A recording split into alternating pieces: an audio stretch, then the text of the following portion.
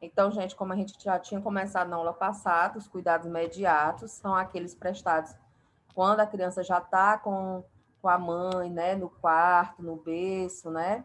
O objetivo desses cuidados é ajudar a mãe nos cuidados com o recém-nascido, então é só mais a questão mais educativa, é você tirar dúvidas da mãe e também a gente prevenir complicações, né? Muitas situações às vezes acontecem depois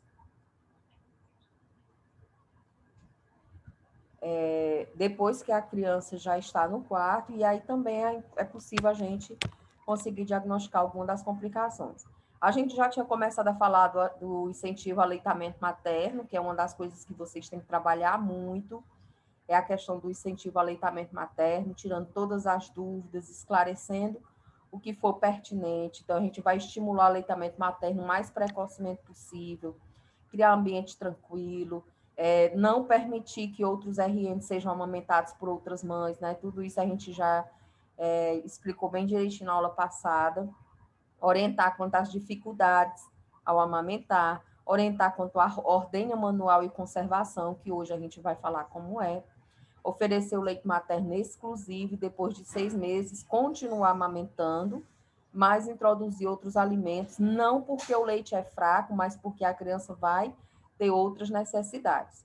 Também vimos os benefícios do leite materno para o bebê, que o leite materno, ele é o leite de mais fácil digestão, porque o sistema digestivo da criança ele só termina sua formação quando ele completa 3 meses. Então, por isso que ele tem cólicas, a gente vai falar hoje sobre essas cólicas, e o alimento que ele tem, que ele consegue digerir, é o leite materno, nem que aquelas fórmulas que dão, mesmo assim, eles não são adequados, ele tem a quantidade de água suficiente, uma vacina, porque ele protege a criança, todos os anticorpos da mãe passam para a criança pelo leite materno, ele sempre está limpo, quentinho, no ponto de dar, livre de contaminação, né? Porque quando você usa uma madeira, corre o risco de estar contaminado. E sugar o peito também ajuda a desenvolver os músculos da face, então melhora a dentição, melhora a fonação e melhora também a respiração. Vimos os benefícios do leite materno para a mãe, que é reduzir o peso, o útero volta ao tamanho mais rápido, né? Então, com isso, diminui o risco de hemorragia, diminui o risco de anemia, porque ela vai perder menos sangue. Também amamentar previne contra diabetes, contra câncer de mama, câncer de ovário, de útero, e é utilizado também como um método contraceptivo. Lembrando que é um método comportamental, não é um método muito seguro, mas a mulher que está amamentando exclusivo, que não menstruou ainda, e a criança tem menos de 6 meses, a possibilidade de engravidar é muito remota. Também falamos sobre por que não devemos usar mamadeira, nem chupeta, nem chuco, nem protetor de mamilo, né? Então, tem vários motivos para isso. Primeiro, porque corre o risco deles estarem contaminados, e aí, como eu, mas menina, depois menino tem que se sujar mesmo, tem que ir para o chão. Realmente, a criança ela tem que entrar em contato com alguns micro-organismos para ela poder desenvolver os anticorpos, tá? Uma criança que você cria ela sem pisar no chão, sem triscar numa areia, a possibilidade dela ter doenças muito mais graves é muito maior. Só que um recém-nascido, gente, a criança até 6 meses, ela não desenvolveu nenhum tipo de anticorpo ainda. Ela ainda vai começar a tomar vacinas, vai começar a produzir seus anticorpos. Então, nessa fase, é muito complicado a questão das contaminações. Por isso que a gente tem muito cuidado com a água, com o material, com a roupa que a criança usa, tudo, porque ela é sempre mais sensível. Então, quando você usa esse tipo de material para alimentar a criança, ou para a chupeta, para fazer ele calar, ou até o bico do o protetor de mamilo, aí existe um maior risco de contaminação. Atrapalha o aleitamento materno, né? Eu já expliquei para vocês por quê. Porque o bico é diferente, causa confusão do bico, e a criança é óbvio que vai querer o que é mais fácil, né, no peito, ela tem que sugar, por isso que um dos benefícios é o desenvolvimento dos músculos da face, porque a criança trabalha para sugar o leite. Na mamadeira é só abrir a boca e já cai tudo, né? Pode modificar também a posição dos dentes, dificulta também a respiração, é mais caro, é trabalhoso, né, para você fazer esse leite e diminui também o contato com a mãe. Aí, hoje eu vou explicar para vocês como é que você pode, por exemplo, tirar o leite e oferecer para seu filho depois, né? Porque a gente já viu até em puerpério que uma das coisas que a gente tem que prevenir é justamente fazer a ordenha, tirar o excesso de leite para o seio não ficar engurgitado, que é empedrado, sabe? Então a gente tem sempre que tirar o excesso. E esse leite, ele pode ser guardado, eu vou dizer como é que pode ser guardado e oferecido depois para a criança. Mas se eu não posso dar nem mamadeira, nem chuca, como é que eu ofereço? Ou com a colher ou com um copinho. Porque dessa forma a criança vai sorvar, ela não vai sugar, então ela não vai confundir bicos, porque no copo e na colherzinha não tem bico. Já também já falamos sobre se existe leite fraco, não existe, tá? Não importa. Como eu já até falei para vocês, tem um artigo que fala em questão da mãe que está desnutrida. Só se for uma desnutrição muito severa, mas se não for, gente, qualquer mãe, com qualquer estrutura física, ela pode amamentar o seu filho e esse leite vai ter as mesmas qualidades e benefícios. O que acontece é que o leite existe dois tipos, isso em todas as mulheres. Lembrando, gente, que o primeiro leite, eu não falei na aula passada, mas o primeiro leite que normalmente sai é um leite amarelado, né? Que não é nem leite, é um negócio amarelo, que é chamado de colostro. Esse leite é riquíssimo em anticorpos e tem que ser dado à criança, tá? A natureza, gente, ela é muito sábia, ela é muito perfeita, como a criança ela sai do útero e ela sai sem proteção, então o primeiro leite que a mãe produz é justamente esse colostro, que é um leite amarelado, tá? Que é ele justamente que vai dar as primeiras defesas dessa criança. Então, não pode ser desperdiçado, tem que ser dado a ela, né? Depois de mais ou menos uns 2, 3 dias, esse leite vai ficando com a aparência mesmo de leite, né?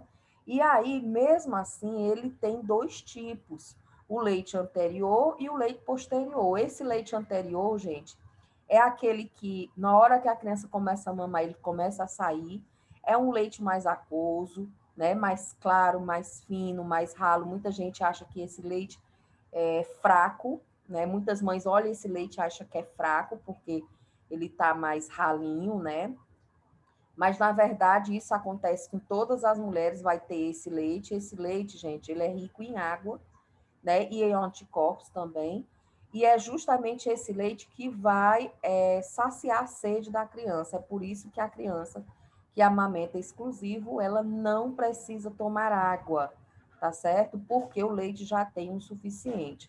Se ela for alimentada por outros alimentos, né? Por exemplo, que existe vários tipos de aleitamento. Tem o aleitamento predominante, o aleitamento exclusivo, o aleitamento complementar. Então, se for o aleitamento exclusivo, porque você só dá o leite, aí não precisa dar água. Mas se você dá outro tipo de alimento, aí tem que dar água, tá? E aí, à medida que vai saindo esse leite, começa a aparecer o leite posterior, esse leite mais grosso, né? Que ele é rico em gordura, é o que vai engordar a criança. Então, por isso que a gente tem que ensinar a mãe que ela tem que botar a criança para mamar em uma mama e deixar secar.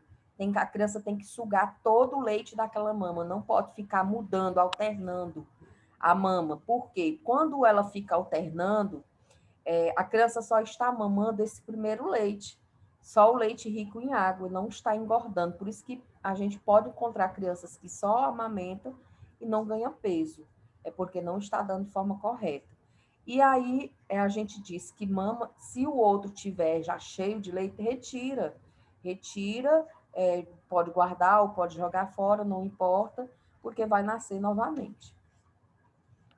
Eu também falei sobre como terminar a mamada para evitar, que a gente até vai falar hoje de... Aliás, a gente falou, não vamos falar hoje, a gente falou em puerpério, sobre as fissuras, rachaduras dos mamilos, e muitas vezes essa mama ela vai ficar sensível, né? Porque ela vai crescer, ela vai ser manipulada, porque a criança vai mamar. Então, ela corre o maior risco de rachar, de criar fissuras, né? Se a criança também não pegar corretamente. Então, é importante que na hora de você terminar a mamada, muitos bebezinhos costumam dormir no peito, e aí quando você tenta puxar, é que ela suga mesmo. Então, corre o risco de ferir. Então, uma forma é você, com seu dedo mindinho limpo, lembrando, limpo, a unha bem cortada, sem esmalte, e as mãos limpas, você coloca o dedo mindinho na boca dele, e a tendência é que ele vá sugar o seu peito, ou, desculpa, o dedo, e aí ele solta a mama, dessa forma não vai ter problema de ter machucado. E colocar a criança para arrotar. É de extrema importância que essa criança arrote. Por quê, gente?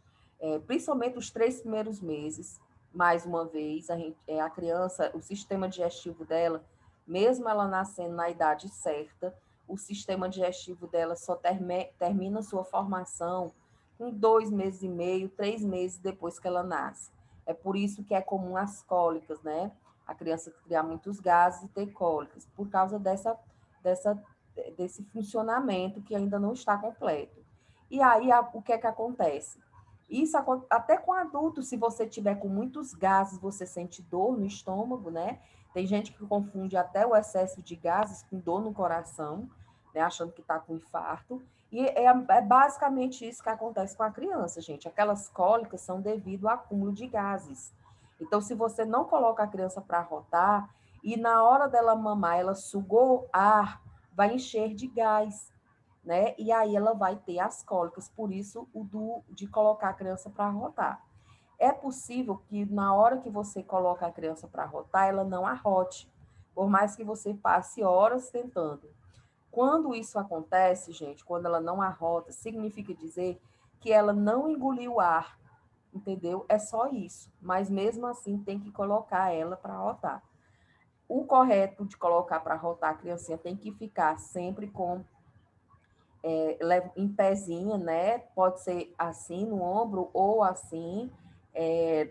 Tem que estar com a cabeça, né, levada, né? E lembrando, por mais que a gente já vai direto, colocar nessa posição, ficar batendo nas costas e sacudindo, não pode. Todas essas informações que eu estou passando para vocês, gente, é o que vocês vão passar para as mães, tá? Nos estágios. Então, essa parte de cuidados imediatos é eu ensinando para vocês e vocês ensinando para as mães, tá bom? Então, você não é para bater. Por quê, gente? Essa criança está cheia, tá? O sistema digestivo dela não é nem tão bem desenvolvido.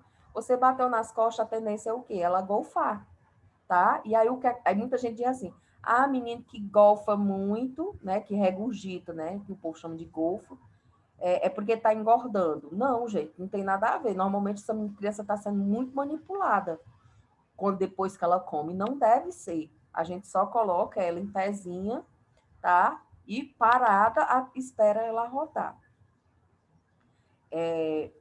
Pronto. Então, gente, aqui a gente já não viu essa parte na aula passada. Aqui eu vou explicar para vocês como é que é feita essa ordenha, tá? Existem vários aparelhos, né, hoje em dia no mercado, inclusive tem até uma bomba que é elétrica, que você coloca na mama, liga o botão e ela mesma suga o leite, tá?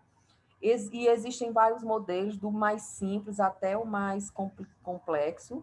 Eu já vi muito de ginecologista falando que a bombinha mais simples é a melhor que tem, porque machuca menos a mama, ou a extração manual, a ordenha manual, que é feita com a sua própria mão.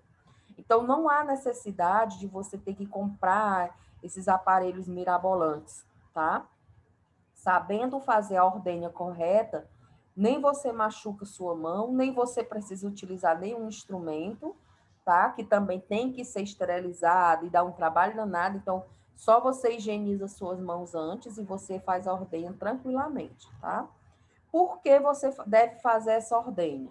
Essa ordenha vai facilitar na hora de amamentar. Então, uma coisa que vocês devem passar para as mães é, toda vez que vai iniciar a mamada, ela retira um pouco do leite. Por quê? Porque se a mama estiver dura, a criança vai ter dificuldade para pegar. No conteúdo de puerpério, eu mostrei para vocês a pega correta, né? Inclusive, tem, eu acho que eu cobrei na prova. Eu acho que sim, não lembro direito.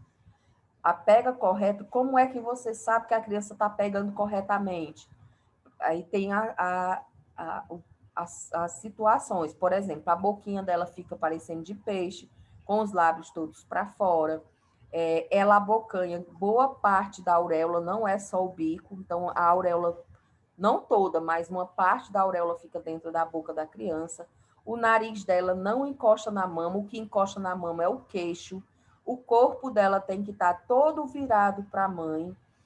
Quando ela suga, você percebe que fica enchendo as bochechas, né? Não fica encovadas. Quando fica encovadas, ela não está pegando direito, fica enchendo, né? Então, essa é a observação em relação à pega correta. Mas para a criança pegar, é necessário que a mama esteja macia. Então, se ela estiver cheia de leite, engurgitada, ela fica dura. E aí fica difícil da criança pegar corretamente. Por isso que a gente diz que a gente tem que tirar um pouco desse leite antes de amamentar. Quando o peito também estiver cheio ou empedrado, né, que é o engurgitado, retirar para não ter problemas. Preferir a retirada do leite com as mãos, como eu já falei, lembrando, sempre que for retirar, higienizar as mãos corretamente. Amamentar somente o seu filho, né? Por quê, gente? Porque algumas doenças podem ser transmitidas pelo leite materno, então nem sua irmã, nem sua comadre, nem ninguém é para fazer isso. Meu filho mais novo, ele foi amamentado no hospital. Eu não tinha esse conhecimento, né? Porque essa questão de mãe de leite, ela é de muito tempo, né? É questão cultural, né? Mas hoje em dia a gente sabe que existe o risco de transmissão, então isso não pode ser feito, viu? E lembrando que quando a mãe ela é HIV positivo, ela não pode amamentar seu filho, tá? Então é dado medicações para ela parar de produzir esse leite, tá? E a criança não pode receber o leite da mãe que é HIV positivo. Aqui, gente, como eu disse para vocês, aqui é uma forma de vocês explicarem para as mães como é que ela pode retirar esse leite e guardar esse leite para depois dar para seu filho, né? Muitas mães sabem que tem problemas, porque normalmente as licenças maternidade é 3 meses, 4 meses, depende da instituição, né? Mas no máximo isso, e aí fica complicado ela ter que voltar para trabalhar, e aí o filho tem que interromper a amamentação. Então, é possível, não é fácil, viu, gente? É uma tarefa muito árdua. O meu mais novo, eu vou em 20 dias que eu ganhei ele, cesárea, eu tive que voltar para a sala de aula, tá? E mesmo assim eu tentei ainda até 3 meses, ele ainda amamentava, mas era um sofrimento danado, porque eu tinha que acordar 4 horas da manhã para tirar leite, para guardar leite. Não é fácil. Então, se amamentar é complicado, imagine você ter que trabalhar e ter que ficar fazendo essa ordem, tá? Mas é possível, viu, gente? E aí, como é que é feito? A retirada, deixa eu ver se aqui não tem. Então, eu vou falar aqui, ó. A forma correta de você fazer a ordenha manual é o quê? Nunca espremer o bico. Faz como aqui, ó. Primeiro, a primeira coisa que se faz é massagem, e isso vocês podem explicar e fazer lá com as mães. Você vai fazer uma massagem aqui na mama, lembrando com as mãos limpas, higienizadas, com unhas curtas. A massagem, gente, começa da parte superior, não é logo no bico, não. Você vai massageando essa região da mama, tá? E aí, quando for para você fazer a expressão, a extração, você vai vir apertando de cima até a auréola, nunca chega até o bico, gente. Porque se você ficar apertando e chegar até o bico, vai ferir o bico, vai machucar o bico. Então, você fica pegando dessa parte, vai vindo em direção ao bico, mas até chegar na auréola, tá certo?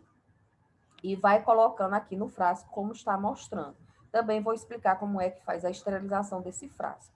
Então, como é que você pode guardar esse leite que você tirou para o seu filho utilizar? Tem alguns locais aqui em Pix, não tem, tem em Teresina, mas tem um banco de leite que você pode doar leite. Esse leite do banco de leite ele é muito importante, gente, principalmente para as crianças que estão em UTI, tá? Então, quem morar em alguma cidade que tiver filho, a gente tem que incentivar também essa doação desse leite. Aí disse, mas professora, se eu não posso amamentar outro filho com meu leite, nem posso dar meu leite, né, para outro, mas eu posso doar para o banco de leite? Pode doar para o banco de leite, gente, porque esse leite ele é passado por um processo de pasteurização, e aí, que não é ferver, porque o leite materno ele não pode ser fervido, porque se ele for fervido, ele for colocado em altas temperaturas, ele perde vários nutrientes. Então, é por isso que quando a gente esquenta do banho-maria e tal, eu vou explicar como é. Então, ele é passado por um processo de pasteurização, que é colocado esse leite exposto a uma temperatura baixa por muito tempo, e aí ele elimina qualquer tipo de problema que tiver nesse leite, por isso que pode ser dado, tá? Então, não é tirar direto e dar para a criança. Então, é passado primeiro por isso. Então, o leite ele pode ser coletado em uma vasilha limpa de vidro com tampa de plástico, fervida durante 5 minutos. Então, se você for tirar o leite e jogar fora, aí pronto, pode jogar, não tem problema. Agora, se você quiser guardar para o seu filho, tem que ser uma vasilha de vidro. Hoje em dia, gente, no mercado você já encontra tudo. Tem um kit que você compra que não é de vidro, é um sachês, mas são específicos para coleta de leite, tá? Que também pode ser utilizados. Agora, na prática mesmo, a gente sempre utiliza frascos de vidro com tampas de plástico. Pode ser comprado só para isso, como pode ser reutilizado, como, por exemplo, vidros de café, tá? Lembrando que se for, tem que tirar todo aquele papel ao redor, a cola que fica, e na tampa sempre vem um negócio de papelão, também tem que ser tirado, tá? O importante é que seja de vidro e a tampa de plástico. E aí, essa vasilha, ela tem que ser esterilizada. Como é que é feito, gente? Tem que ser colocado na água fervida. Então, é assim, para você esterilizar com água quente, é assim, você pega uma vasilha enorme, coloca água dentro, coloca para ferver. Você não vai colocar o vidro, nem a mamadeira, nem isso serve para esterilizar qualquer coisa que for utilizado com a criança. Primeiro, você coloca uma vasilha grande com água e bota para ferver. Quando ela estiver fervendo, é que você vai pegar o que você quer esterilizar e colocar dentro. Mas não vai derreter? Não derrete, gente, porque vai estar em contato com a água quente e ele não derrete. Então, você vai colocar o vidro com a tampa dentro dessa água e vai ficar fervendo no mínimo 5 minutos. Muitas pessoas fazem assim, coloca já tudo dentro da água e na hora que ferve apaga o fogo. Não esterilizou, gente. Tem que ficar no mínimo de 5 a 10 minutos com essa água fervendo. Terminou, já retira dentro da água. Também não fica lá boiando dentro da água, tá? Você vai pegar um pano limpo, estender e vai deixar esse frasco e essa tampa virado de ponta cabeça para ele secar naturalmente. Depois de seco, você fecha e pronto, aquele pote já está esterilizado para uso. Então, quem faz isso, faz logo com vários frascos, deixa tampadinho e na hora que for fazer a ordenha, já pega o frasco. De preferência, isso tudo, gente, que eu estou falando para vocês passarem para as mães, tá? Que seja vasilhas pequenas. Por quê? Porque se você pegar um grande, não tem como você ficar tirando Ah, eu vou tirar só uma parte, guardar o resto para poder amamentar meu filho. Não, porque corre o risco de estragar. Então, a gente coloca em frascos pequenos para ser a dose certa de você dar para seu filho, tá? Então, por isso que tem que ser vários pequenininhos.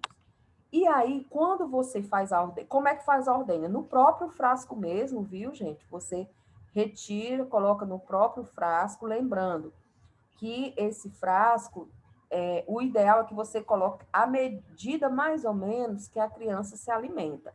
A criança, quanto mais nova, menos volume ela vai comendo, à medida que ela vai crescendo, vai aumentando esse volume. E aí você, que é mãe, conhece, entende mais ou menos.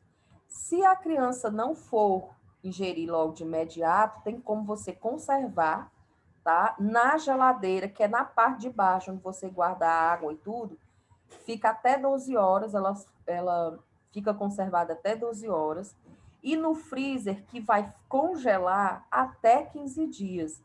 Então, a pessoa pode tirar vários, congela, tá? E aí vai descongelando à medida que necessita. Inclusive, gente, não sei se vocês lembram quando eu falei de vacina, que a mãe que está amamentando, ela não pode receber a vacina da febre amarela. Mas se ela tiver uma área de grande risco, ela deve. Que é? Hã? Sei não, vai lá. Depois eu vejo. Se vira. Faça, pode tomar. Espera bem que eu vou desligar bem que o som para mim resolver isso aí.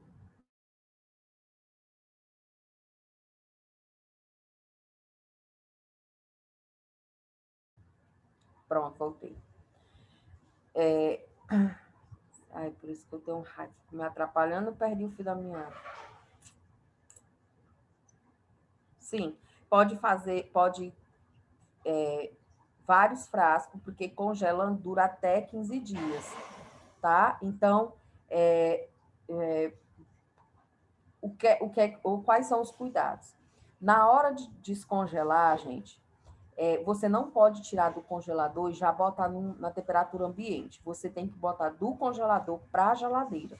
Aí ele estiver completamente descongelado, mas ele vai estar frio. Então, você, quando for dar para a criança, ela tem que ser aquecido. Como eu já disse, o leite materno ele não pode ser fervido, porque ele pode perder nutrientes. Então, a forma correta é através do banho-maria. Como é esse banho-maria? Você pega uma vasilha, bota a água e bota no fogo. Quando ela ferver, você apaga o fogo, tá? E coloca o leite dentro, tá bom? Até amornar. Hoje você também encontra termômetros para verificar a temperatura do alimento, que ele deve estar morninho, em torno de 35, 36 graus. Como também você pode utilizar o dorso da tua mão para verificar. Não é a palma da mão, gente, que a palma da mão da gente ela é mais grossa, ela resiste mais à temperatura. Se é o dorso da mão que você coloca e vê se está morninho. Outra coisa importante, não é para utilizar micro-ondas.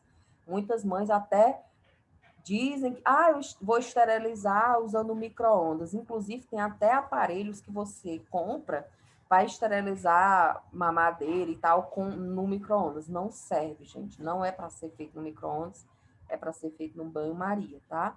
E como é que você vai oferecer esse leite, gente? Ou com a colher, ou com um copo, ou com uma xícara. Como eu já disse, não é aconselhado dar mamadeira, nem chupeta, nem chuca, porque ele confunde a mama, tá? E outra coisa importante, aquele frasco que você descongelou ou que você aqueceu no banho-maria, tá? Ele não pode ser reaproveitado. Por isso que o adequado é que seja em vasilhas menores, para utilizar só a necessidade, só a quantidade necessária mesmo.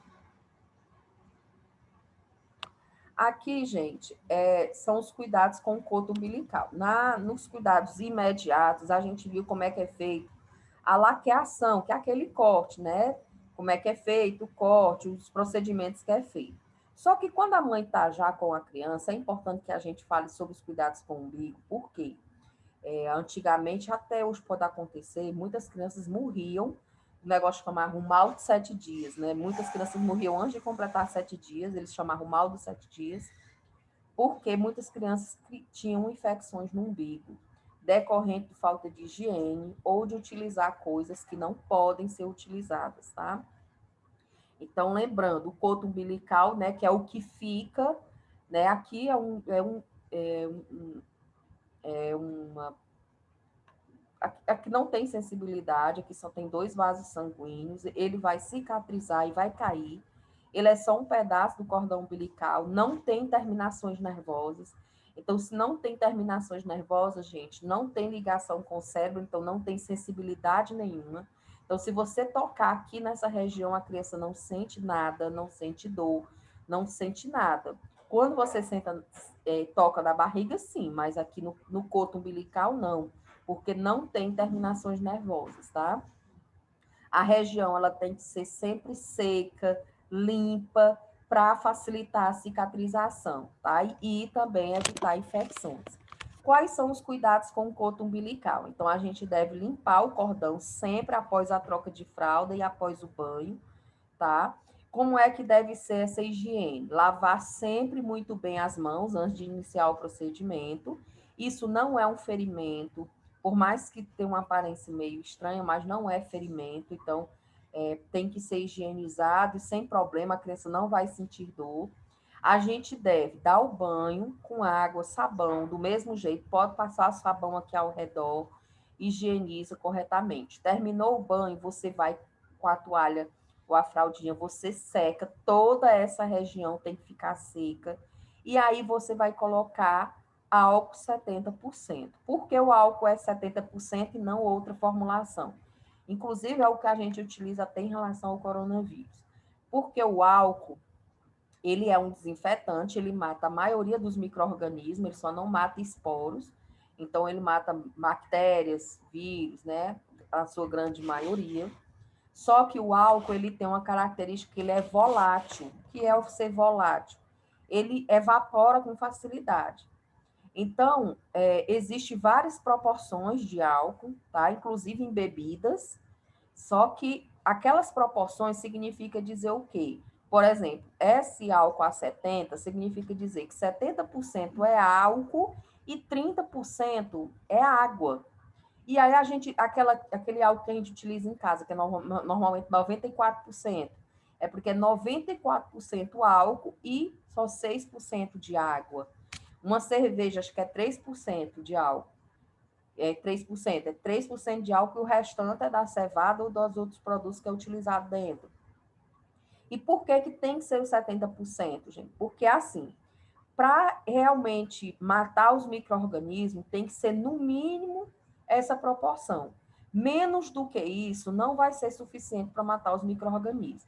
Então, professora, não é melhor utilizar mais, porque quanto mais álcool, melhor para matar? Não, porque justamente por essa característica de ser volátil.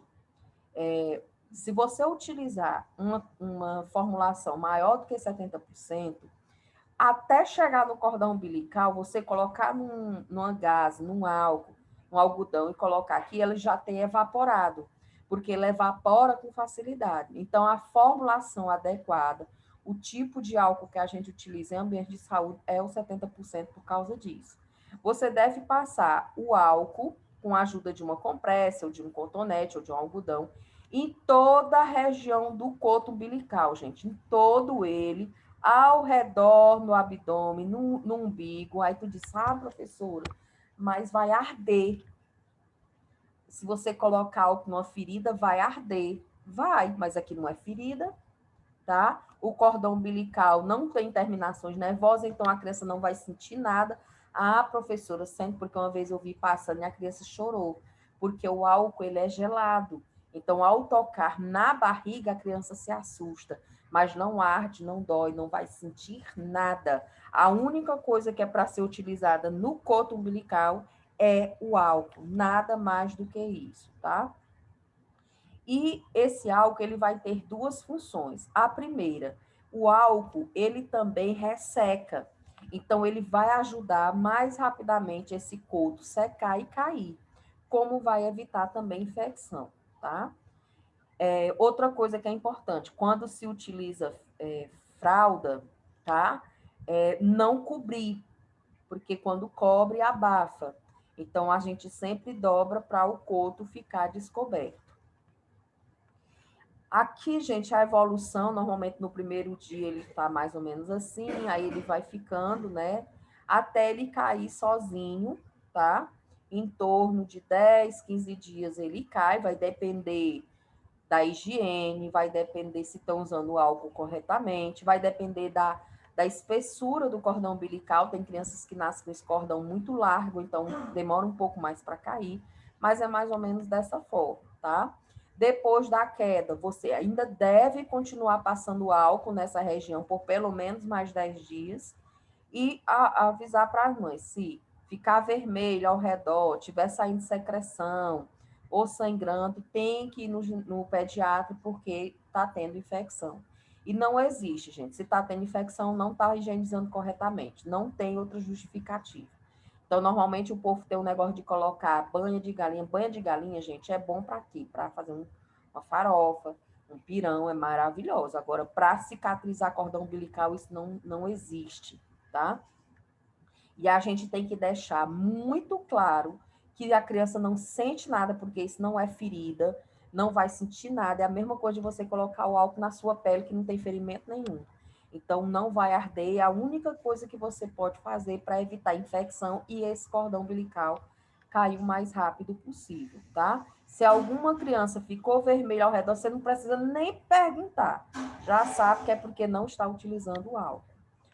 Outra coisa que a gente ouve falar em relação a colocar, eu já vi falar de banha de galinha, de cocô de vaca, botar em cima. Olha só, gente, cocô, que é cheio de micro-organismos. Tá querendo o quê, né? Botar moeda, umbigueira, gente. Inclusive, até nessas lojas ainda você encontra. É uma faixa que você amarra, tá? E, gente, a gente não deve abafar. A gente não deve abafar o cordão umbilical, tá? Então, é uma faixa que se coloca ao redor da criança, não deve ser feita. Aí muitos dizem que faz isso por quê? Para a criança não ficar com o umbigo estufado, né? Aí diz, esse umbigo ficou estufado porque não souberam cortar direito, é porque não botou moeda. Tava estufado, quando eu botei a moeda, o menino ficou bom, tá? Gente, por que que a criança, tem crianças que ficam com o umbigo estufado? Vamos entender. Então, o cordão umbilical caiu e ficou uma bolinha dura no umbigo.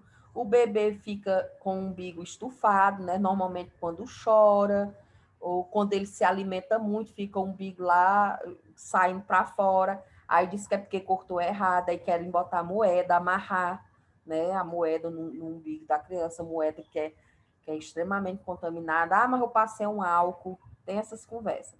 Mas por que é que fica, gente? Aquilo ali, gente, é uma hérnia umbilical. E isso, aí diz, Maria, a criança já tem hérnia. Sim, gente, é uma hérnia, tipo, fisiológica, tá? Não chega a ser patológica como acontece com adulto. Quando um adulto apresenta uma hérnia, essa hérnia aumenta e tal, aí é outro problema. Aqui, gente, o que é que acontece? Por que que as crianças têm essa hérnia? Que é esse umbigo estufado. A criança, a forma dela se ligar com a mãe é pelo cordão umbilical que sai aqui do abdômen. Aqui no abdômen a gente tem dois músculos chamados músculo reto. Tem um de um lado e outro de outro, tá? Normalmente esse músculo reto ele é junto, tá? Depois ele é junto. Os dois músculos ele é unido com o que é como é que a gente chama? Tem o tendão e tem outro nome lá que eu esqueci. Que é uma estrutura que une os dois, tá? Só que quando a criança nasce, existe um orifício, que esse orifício é entre os dois músculos, é para passar o cordão umbilical, tá? Só depois que ele nasce é que esses dois músculos vão se juntando. Aí o que acontece? Tem crianças que demoram um pouco mais para esse músculo se juntar. E aí o que acontece? Fica essa abertura desse músculo. O que é que a gente tem abaixo desse músculo reto? O intestino, tá? O intestino grosso, o intestino delgado. E uma hérnia, tanto faz ser no bebê como no adulto, o que é uma hérnia, gente? A hérnia é uma alça do intestino, é o intestino que está saindo do lugar. Então, existe hérnia umbilical, que é uma alça do intestino que vem em direção ao umbigo. Uma hérnia inguinal, que é na virilha. Por quê? Porque a gente não tem nada separando a região abdominal da região pélvica. Então, se uma alça do intestino vir e cair aqui para baixo, você fica com uma hérnia inguinal. Então, hérnia é isso, gente. Não é, qualquer tipo de hérnia é isso. E no recém-nascido acontece dessa forma, por quê? Porque ainda não fechou completamente. Aí, quando aquelas mães dizem assim, ah, mas eu botei a moeda e diminuiu. Não foi a moeda. É porque, com o tempo, até 1 ano de idade, mesmo as crianças que apresentaram esse umbigo estufado, que é uma hérnia, porque ainda não fechou o abdômen, até 1 ano, mais ou menos, vai desaparecendo. Por quê? Porque vai fechando o músculo, tá? Depois de 2 anos, a criança continua com esse estufamento do umbigo, aí a gente caminha para o pediatra e o pediatra vê a necessidade ou não de fazer cirurgia, tá? Então, quando há uma diminuição, quando volta ao normal, quando o umbigo fica normal, não é porque usou moeda não, viu, gente? É porque já é esperado, é fisiológico. Então, hérnia é assim. Vocês devem presenciar cirurgias de hérnia em adultos, no centro cirúrgico, vocês vão ver que depois que eles colocam, depende da situação, né? Muitas vezes a gente precisa cortar um pedaço dessa alça intestinal, mas às vezes é só colocar para dentro, aí eles colocam uma tela entre o intestino e o abdômen para a alça não voltar. Então é isso, tá? Hoje parece que a internet, que o Zoom também não vai cair. A segunda vez que acontece com a turma de vocês. Mas nós vamos aqui até onde der certo, viu? Em relação à higiene corporal do recém-nascido. Quando a gente fala de higiene, a gente não está falando especificamente do banho, tá? O banho de imersão. Porque, na verdade, não é adequado a gente dar o banho de imersão na criança logo quando ela nasce. Não é adequado, não se deve dar. A gente só dá banho, gente, quando a criança, assim, quando ela nasce, se for filho de mãe com HIV, tá? Se não for, a gente não dá banho, tá? Então, o que é que acontece? Só um minuto aqui. Quando a gente fala de higiene, é higiene não só no banho, mas a gente retirar o excesso de secreções, né? Então, a primeira higiene da criança visa a retirada do excesso de sangue ou de outras sujidades, principalmente na região da cabeça, não sendo necessário retirar o vernix caseoso, pois ele será absorvido pela pele espontaneamente, além de proteger e hidratar a pele da criança. Então, essa primeira higiene a gente já faz lá na sala de parto. Lembra que eu disse que precisa de compressas, que precisa de gases, que na hora que a criança nasce, a gente vai passando a compressa no corpo dela para retirar o excesso de sujidade. O que é esse vernix caseoso, gente? É aquele parecendo um sebo que envolve a criança. Normalmente, quando a criança chega a 35, 36 semanas de gestação, ela começa a produzir esse sebo, né, esse vernix caseoso, que nada mais é do que uma gordura que ela produz, que vai ajudar ela a manter a temperatura, tá? E quando ela nascer, além de manter a temperatura dela, vai também proteger a pele, além de hidratar. Então, a gente não retira todo, a gente só retira o excesso. Tem crianças que nascem com muito, né? Então, a gente só retira o excesso com a ajuda da compressa. No rosto, a gente utiliza as gases, que são mais delicadas, né? Então, a gente só retira o excesso, né, do corpo da criança, da cabeça, né? Só isso. A primeira higiene é isso. O banho de imersão, que é aquele banho na banheira, né, da bacia e tudo, é feito quando o RN já está em condições clínicas adequadas e, de preferência, já tendo alta. Porque, normalmente, a criança, por exemplo, de parto normal, no mínimo umas 12 horas a mãe tem que ficar lá até ter alta, né? Quando é cesárea, demora um pouco mais. Então, em quantas horas a criança deve tomar banho? Na verdade, quanto mais tempo tu ficar sem dar o banho nela, melhor. Por quê? Porque a criança vai absorver esse vernix caseoso que ficou, vai hidratar a pele dela e proteger ela. Então, não é adequado você dar banho na criança logo de imediato. Se for necessário, a gente pode dar banho depois da criança estabilizada e depois de 8 horas que ela nasceu. Antes disso, a gente não dá, como eu já disse, só em casos, por exemplo, de mãe HIV positiva, a gente dá. Não sendo, não precisa. Então, a gente diz que só precisa dar banho quando tiver alta. Eu sei que muitas mães cobram muito dos profissionais, acho que é o profissional que não quer dar o banho. Por isso que é importante a gente conversar e explicar isso para elas. Quais situações você pode dar o banho lá na criança? É assim, isso, gente, infelizmente, muitos profissionais que estão atuando, que estão trabalhando com isso, mesmo ainda não sabem o porquê, né? Por exemplo, minha professora mesmo, de estágio, de saúde da criança, sabe o que é que ela fazia? Ela pegava todas as crianças e levava para a gente num quartinho separado, a mãe nem via, para a gente dar banho, para os estagiários, nós estagiários dar banho. Isso não tem sentido, gente. Não tem o menor sentido você dar banho na criança no hospital e principalmente dar banho na criança longe da mãe. As situações que a gente dá o banho, né? Além da que eu falei do HIV. Se por acaso a mãe mencionar que não sabe, né? Lembrando, muitas mães, gente, têm insegurança. Todas as mães são capazes de dar banho em seu filho, de cuidar do seu próprio filho. Mas a gente sabe que muitas têm insegurança, e isso é óbvio, isso é compreensível. Então, nessas situações, a gente dá o banho para ensinar a mãe a dar o banho de certa forma, passar segurança. Então, esse banho é mais como uma ação educativa. Então, a gente vai, não é a gente dando banho, tá? Não é para vocês aprenderem a dar banho.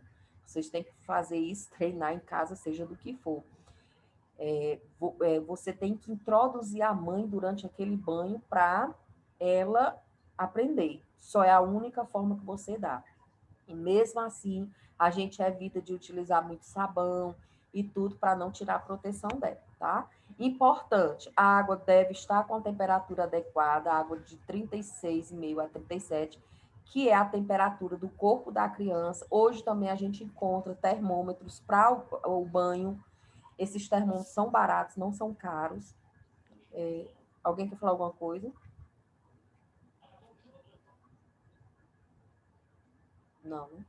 Então, esses termômetros, eles não são caros, você coloca na banheira para saber, mas se não tiver também, dá para você verificar a temperatura morna, que você coloca sua mão e você fica com a mão sem problema nenhum, né? Se, por exemplo, depois de algum tempo ficar doendo porque está quente demais, é porque a água está também muito quente. E o ambiente tem que estar na temperatura entre 23 e 26 graus. Por quê, gente? Nem pode estar muito, não pode estar abaixo disso, por quê? Porque a criança ainda tem dificuldade em manter a temperatura corporal dela, então o ambiente tem que estar morninho, né? De 23 a 26 graus. Evitar janelas abertas, então fechar correntes de ar. Se tiver ventilador, desliga o ventilador na hora desse banho, tá bom? Infelizmente, gente, a gente não tem a prática. Eu vou mandar para vocês no grupo um vídeo que mostra exatamente a forma correta de você dar o banho na criança. Essa forma, a criança não chora, você não expõe. Oi? Acho que não, vou ter que estudar.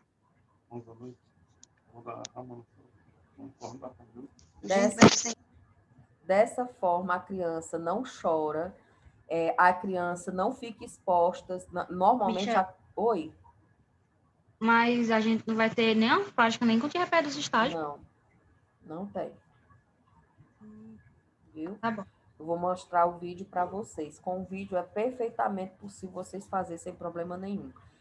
Com a forma correta de você dar o banho na criança, gente, você não expõe ela a frio, então ela chora, quando ela chora muito, gente, é porque ela está sentindo frio, tá?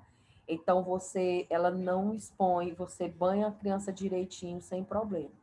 Importante, verificar a temperatura da água antes, usar sabonete neutro ou glicerinado, só uma vez ao dia. Não é Por mais que você dê mais banho, no máximo 3 banhos diários, mas só um banho que você utiliza sabonete.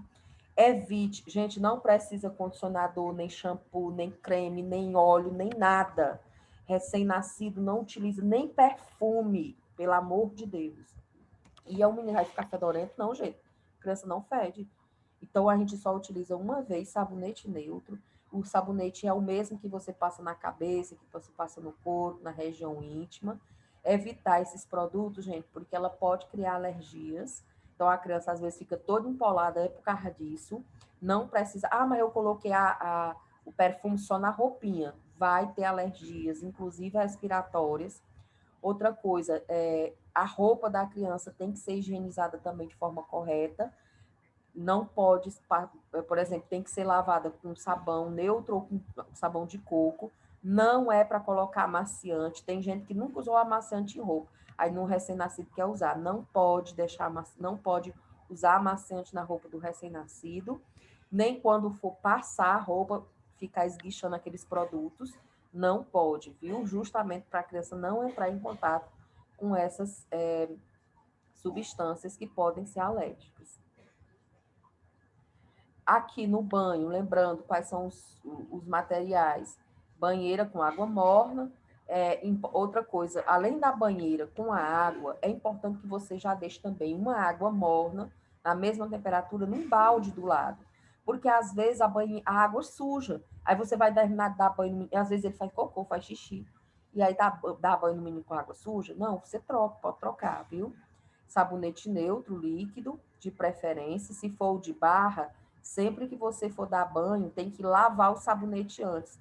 Bota debaixo da torneira e lava para tirar essa primeira camada, viu? A toalha, de preferência, aquelas toalhas fraldadas, que são mais delicadas, cotonete, algodão, álcool 70 e roupa do recém-nascido, tá? Porque o cotonete, gente, para a gente poder limpar o nariz, lembrando, não é para enfiar dentro de ouvido, a gente só limpa por fora, nunca pode colocar o cotonete dentro, mas a gente limpa o nariz. O algodão ou a gases, que também pode ser utilizada gases para você limpar o olho da criança, tá? E o álcool 70 para poder higienizar o cordão umbilical. Aqui tá mostrando, gente, mas no vídeo vocês vão ver com mais facilidade. Aqui, gente, é um negócio que a gente chama de pacotinho, né? Muitas crianças, isso recém-nascidas, tá? Elas choram muito porque dentro da barriga da mãe elas estão acostumadas a ficar todas enroladinhas, tá? Aí quando você solta a criança, ela fica toda abertona, ela chora, né? Então, esse pacotinho é muito bom para a criança se acalmar. Então, é bom para cólicas e tudo mais, e até para aquelas pessoas que não costumam pegar a criança pequena, como ela fica mais durinha, fica mais fácil também de segurar. Então, a gente coloca, é um pano ele quadrado, mas aí você coloca nessa forma de losango, dobra uma das camadas, né? Aqui está mostrando para você esticar o braço. Eu não faço assim. Por quê? Porque a criança, ela naturalmente, ela já fica toda contraída, tanto os braços como as perninhas. Então, eu costumo fazer o pacotinho com a posição que a mãozinha tá?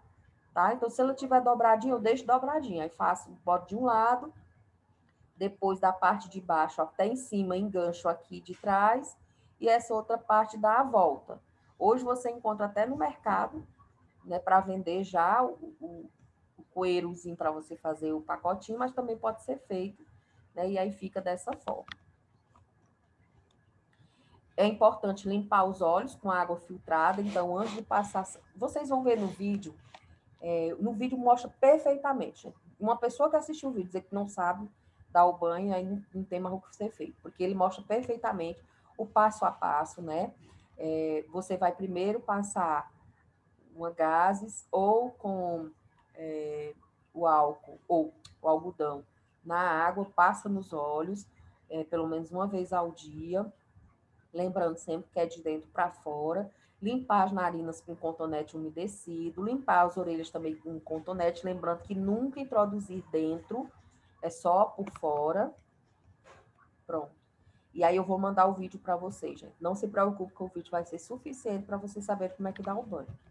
Em relação às vacinas, A gente também já viu a questão das vacinas quando a gente viu saúde pública e continua as mesmas. As vacinas que a criança toma ao nascer, a vacina da BCG e da hepatite B. Então, essa vacina ela tem que ser tomada nas primeiras 12 horas de vida, o quanto antes. Em relação à nossa região, as crianças que nascem no regional, elas já recebem a vacina, já saem de lá vacinadas, tá? Lembrando que existe uma contraindicação em relação à BCG, que crianças que pesam menos de 2 quilos, elas não recebem BCG, elas esperam alcançar o peso de 2 quilos para poder receber a BCG. Mas no caso da hepatite, pode tomar em qualquer peso, tá? Se por acaso for em outro estabelecimento que não oferece, por exemplo, quem ganha neném em memorial, em clínica de urgência, doutor Oscar, lá não tem a vacina, aí a gente tem que encaminhar, tem que falar que os pais têm que levar o mais rápido possível essa criança para ser vacinada, tá? E aí procurar a sala de vacina para receber o quanto antes. Outra coisa que a gente faz é avaliar os sinais vitais. Normalmente, esses sinais vitais, quando o pediatra atende, ele faz ainda nos cuidados médicos, lá na sala de parto, tá?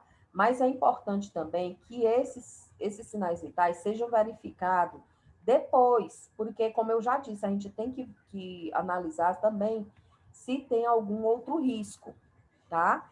Então, como é a avaliação dos sinais vitais? É completamente diferente, é diferente do adulto, tá? O recém-nascido, ele tem outros parâmetros, a gente utiliza de outra forma. Em relação aos sinais vitais, a gente também vai verificar outras coisas, como, por exemplo, coloração da pele, tá? Presença de secreções nas vias aéreas, se tem sangue no cordão umbilical, né? Então, a gente vai olhar tudo isso. E como é que é verificado os sinais vitais? No adulto, tem uma sequência que a gente obedece, que é TPR-PA. Então, sempre que você for verificar sinais vitais em um adulto, a gente verifica por essa sequência, TPR-PA, que é temperatura, pulso, respiração e pressão arterial. No recém-nascido é diferente, tá? Por quê, gente? Porque quando você manipula essa criança, ela vai chorar. Então, a gente primeiro começa a verificar os sinais vitais por aqueles que a gente não precisa manipular a criança. Então, a sequência para você verificar os sinais vitais do recém-nascido primeiro, frequência respiratória, porque você só vai olhar o abdômen da criança. A respiração do recém-nascido, ela não é torácica, ela é abdominal, então você vai ver o abdômen levantando e baixando. E aí a forma de realizar é a mesma forma. Você conta durante 1 minuto quantas vezes ela levanta a barriguinha e baixa, tá? Essa é a frequência respiratória. Depois da frequência respiratória, você vai verificar a frequência cardíaca. A frequência cardíaca, gente, do recém-nascido, ela é diferente da forma de verificar a frequência cardíaca no adulto. No adulto, a gente verifica pressionando o pulso radial, né? Com o dedo indicador e médio, a gente pressiona o pulso radial e verifica a frequência cardíaca no adulto e conta durante 1 minuto. No recém-nascido, não é. A gente precisa de um estetoscópio. Esse estetoscópio, ele tem que ser infantil, tá? Não, o de adulto não vai servir. Existe um estetoscópio que ele é universal, que você muda e ele de um lado é infantil e de um lado é de adulto. Aí eles podem utilizar, tá? Lembrando, quando você for encostar o estetoscópio, a parte do diafragma na criança, você aqueça, porque ele vai estar frio e a criança vai chorar. Então, você, por exemplo, pega a partezinha e passa na sua roupa vigorosamente, que ele esquenta. Então, não vai assustar a criança. E onde é que você vai verificar? Você vai verificar no pulso apical. Aonde é que fica o pulso apical, gente? No ápice do coração, na ponta do coração, que ele, no recém-nascido, fica 2 dedinhos abaixo do mamilo. Então, você mede 2 dedos abaixo do mamilo, do lado esquerdo, óbvio, e coloca o diafragma do estetoscópio. Quando você, ao escutar os batimentos, você vai contar durante 1 minuto, tá? E, por fim, a temperatura. Pressão arterial a gente não verifica em recém-nascido, normalmente só quando está na UTI. E o aparelho também é completamente diferente do de adulto, tá? E até de um infantil. O aparelho do recém-nascido parece um velcrozinho, é bem pequenininho, não parece com o de adulto, tá? Então, os sinais vitais que a gente verifica e nessa sequência, frequência respiratória, frequência cardíaca e, por último, a temperatura. Importante, se o recém-nascido estiver agitado, chorando, a gente não verifica, porque pode alterar os sinais vitais. Espere ele acalmar para depois verificar. E esses são os valores que vocês têm que saber. Por quê? Porque muda, gente. Os valores dos sinais vitais do recém-nascido, os parâmetros, são diferentes do adulto, tá? A frequência respiratória no adulto normal é de 12 a 20. Do recém-nascido é normal de 40 a 60 respirações por minuto. A frequência cardíaca num adulto é de 60 a 100. No recém-nascido é de 120 a 160, que é normal, tá? E a temperatura muda um pouco também, porque é um pouco mais alta, é de 36,5 a 37 se for axilar. Lembrando que a Anvisa já proibiu desde 2018, que a gente não pode mais utilizar termômetro de mercúrio. A gente agora utiliza o termômetro digital. Outra coisa que isso tudo, gente, é para passar para a mãe, para ensinar para ela. A gente vai esclarecer dúvidas que surgirem, né? A gente pergunta, a gente sempre fica disposta, pergunta. Se a gente não souber, pergunta para um colega ou pergunta para a professora para esclarecer. É importante que a gente nunca deixe a mãe com dúvidas. Então, a gente vai esclarecer em relação a sono. É normal realmente a criança não dormir, um sono pesado nos primeiros dias, depois é que vai se adaptando. Essa criança costuma trocar o dia pela noite, mas aí é questão de adaptação. Outra coisa que é importante, gente, muita gente tem um medo danado, o menino está dormindo, ninguém pode falar nada.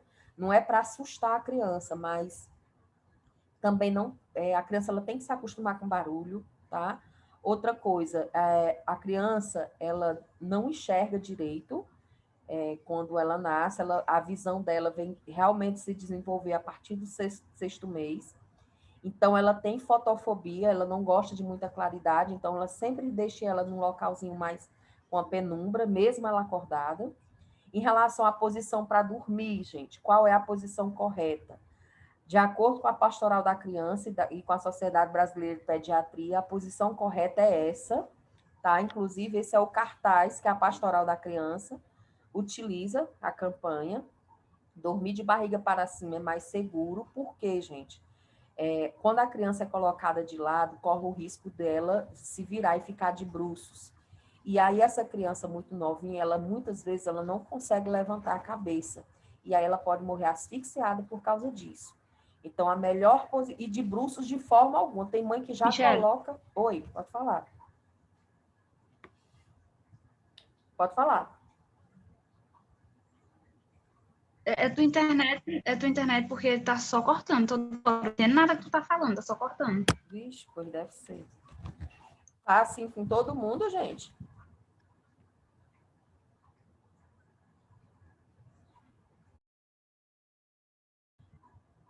Era a minha internet, que ela fez foi cair, agora que voltou. Vocês estão me ouvindo direitinho?